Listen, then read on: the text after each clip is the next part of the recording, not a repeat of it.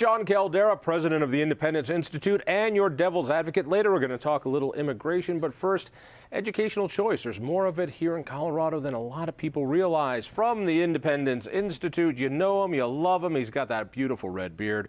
Ross Izard, thanks for being here. Thanks for having me. Also from the Independence Institute, because apparently nobody works there anymore, Erick Valencia, thanks for being here. Now, both of you guys work on educational choice issues. And for a long time, Colorado didn't have much educational choice. 20 years ago, charter schools started, thanks to a lot of help from Independence Institute, and good Democrats like Roy Romer really upset the system. And now people in Colorado have, inside the political system, some real choice inside the government education system that they didn't have before, including open enrollment, including being able to go into different school districts, and now charter schools as well. And for years, we've tried to help parents find out their choices with a website. Tell me about that website. And it's been completely revamped as well. So Erick, what is this website? That's right. So just like you said, we live in a state that's unique when it comes to public school choice. So in 2007, we started schoolchoiceforkids.org, and in Spanish, opcionescolarparaniños.org.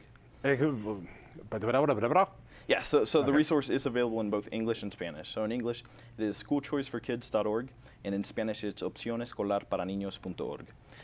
And what it is, it's a tool for parents to go on there and they can search for the best school for their kids. So they go on there, they put their address in, and two different search bars come up. They can search for all the public schools near their house, or they can search for specific things that they're looking for. Say they want a school that serves kids in second grade and focuses on classical learning, or a Montessori school, a school that focuses on science and math, and they can use our website for that. All right, so we're taking a look at it right now. And so basically, you can search your neighborhood, you can search different schools, and this is to show choice inside the government system and show parents really what they have. Now, we've been doing this since when? Since 2007.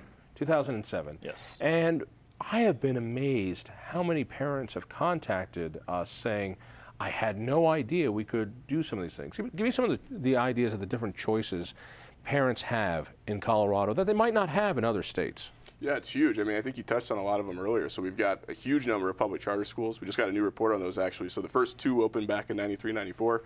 Now we have 226. So 226 charters.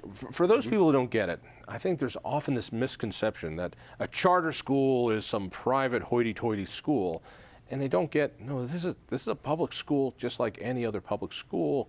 Sort of. What is a charter school? That's right. So, I mean, they are public schools, like you said. Every charter school student is a public school student under the law. The difference is that the schools get a system of waivers that let them have a little bit more room to innovate with education. So they can pick their own curricula, they can decide who they hire and who they don't hire. They just have a lot more room to sort of wiggle in that system to do things that a lot of folks aren't doing. And when you sit down and you look at the results that brings about, you find that it produces some really great stuff. So charters in general, not to bash the traditional system, but they tend to outperform the traditional public schools. They tend to do better at that. And like I said, we've gone from 2 to 226, which if you're a math person, that's 11,000% increase, which is an incredible number. How many kids are in these charter schools?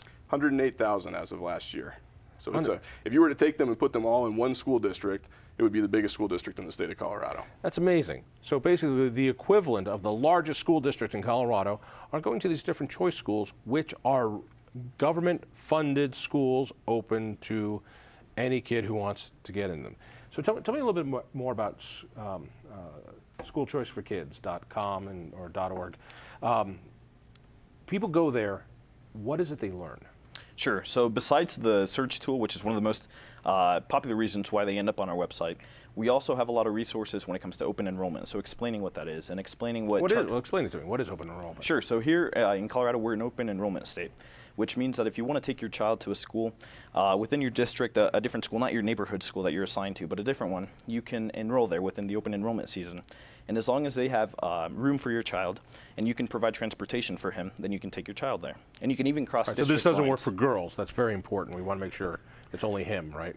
No, it is for both. Not girls, too. It is. It is. So which is incredible, because if you don't like your neighborhood school and you're willing to take your kid down the street to a different school that might be a mile away, might be 50 miles away, if there's room they can take it. What if it's not in your school district?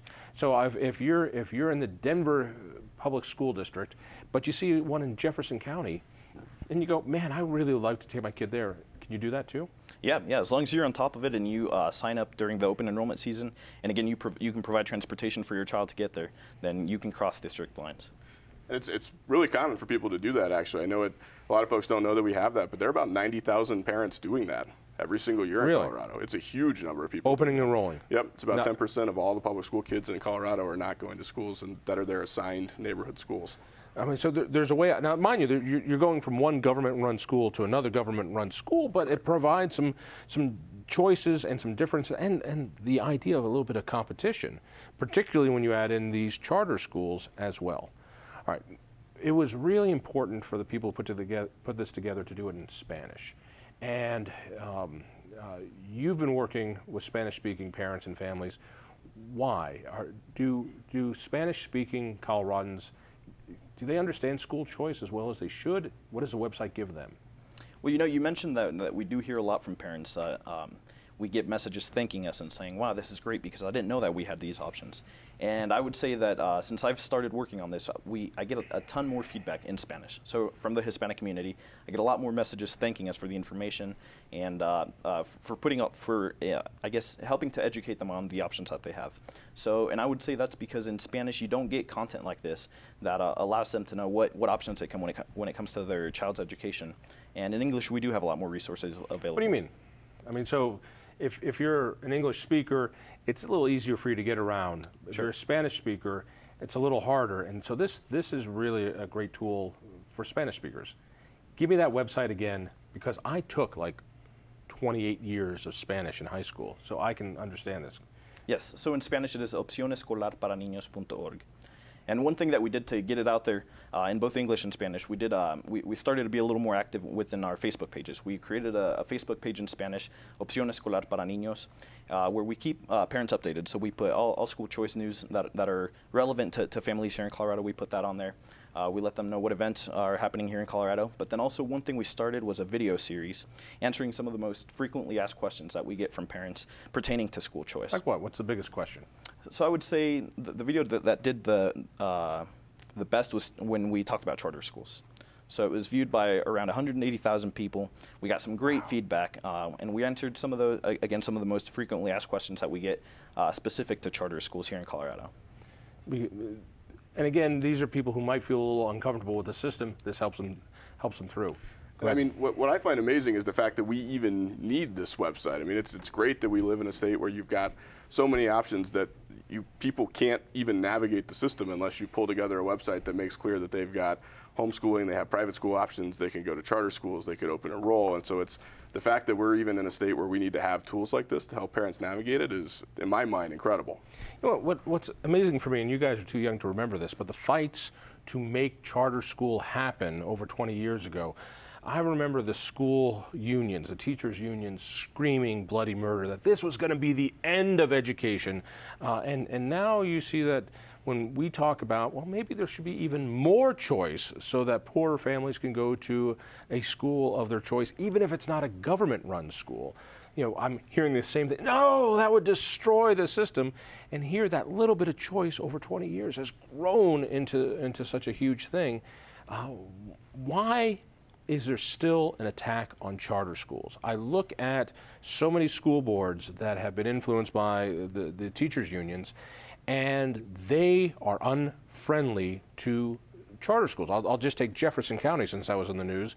That terrible, evil board that got recalled put in a couple new charter schools, including Golden View Classical, which has a waiting list already double its enrollment size. We have equalization of funding, so they're getting the same amount of funding as the others. Those did not happen under the old board. The union folks on the board voted against it. If it wasn't for those awful recalled guys, these 1,000 kids wouldn't have been in these great schools. Yeah, I mean, I think the reason that people are sometimes hostile toward charters is for exactly the reasons you just pointed out, which is that they've grown so fast and so explosively that they've become You know, I think when they first started out, they were a little bit of a niche, and they were sort of a nuance. And as they've grown more and more, they've become sort of an existential threat to the folks who really want the system to exist as it has always existed in perpetuity. I mean, when you sit down and you look at a graph of the growth of charter schools in Colorado versus the growth of non-charter schools in Colorado, it's plain to see that the demand is very heavily on the charter side. I mean, like I said, 11,000% growth in the number of schools, about 30% growth in the number of students in just 4 years. But still, school boards are hostile to charter schools. Why? I mean, the demand is so high, they want more. Think about this. In Jefferson County, if there's already enough kids signed on a waiting list to start another classic or Golden Classic academy, you know, they want this for their kids. There's people who are willing to do it. The only reason it's not there is that school board won't let them.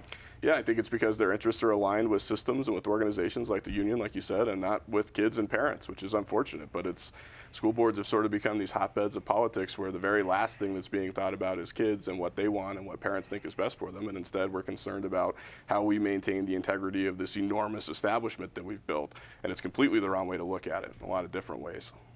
So the website also gives people a little bit of community in that they realize they're not the only guys looking for school choice and different things. And one of the fears we heard 20 years ago is, oh, this is just for the rich guys. This is just for the rich guys. We always hear that with school choice. It's just those rich guys. Tell me, is it just the rich guys? No, it is not, and that's part of the reason why we started to be a lot more active on Facebook, was to create a community around school choice. So, and I would like to invite all parents and everybody in the community that is in favor of private school choice and public school choice to go to our Facebook pages, School Choice for Kids in English and Opción Escolar para Niños in Spanish, and send us a message, put a comment on there, and give us feedback on what we have been talking about in the past year, and let us know what you're thinking. Where do we go from here? I mean, a lot of people say, hey, you got charter schools, you're fine. Only a couple districts actually have full funding of charter schools. Where do we go from here? Yeah, I mean, I think full funding is the next big fight on the public school choice side. But on the other hand, you know, as fast as this stuff has grown and as explosive as the demand has been, it's still not keeping up. To your point, you've got charter schools out there with wait lists in the thousands. I have a neighbor who I was talking to a couple days ago who put her kid on the wait list the day that she found out that she was pregnant at a charter school down in Douglas County. Wow. And he's still not in. He's 6. So this is one of these. It's been 6 years now. This guy's been on the wait list for 6 years. That's right. He might get in next year. So it's great that we have it, but it's not keeping up with demand. And so on the back end of this, you have. Pardon me, as a market guy, I'm looking at this going, in a market system, the supply rises to meet demand. But when it comes to charter school choice and the other school choices that the website gets, the supply is not growing. How is that? You know, why does somebody have to wait 6 years? If that woman waited until he was in first grade, she'd be on the wait list today.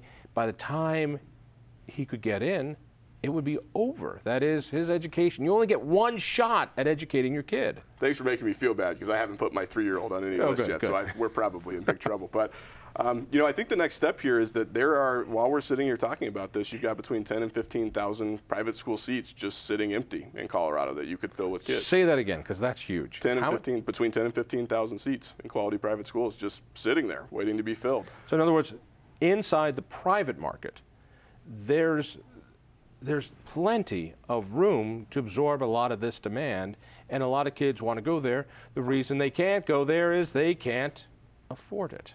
That's exactly right. So, I mean, you have a whole swath of the population that for a long time, the way the quality of your education was determined by the size of the house that you could afford. And if you couldn't afford a good house in a good neighborhood in a good district, you weren't going to go to a good school.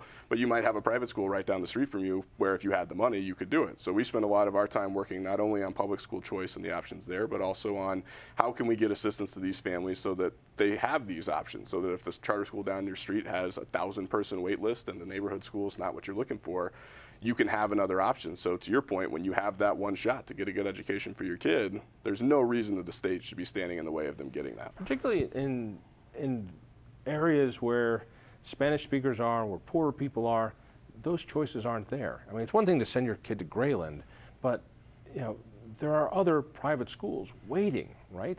Will you find that information on School Choice for Kids? Yes, you can. So we do have a search bar that's specifically searches for public schools in your area, and then we also have resources to find all of the private schools that are in your area as well. All right, slowly give those websites again for parents who might care. Sure. So in English, it's schoolchoiceforkids.org. In Spanish, opcionescolarparaniños.org.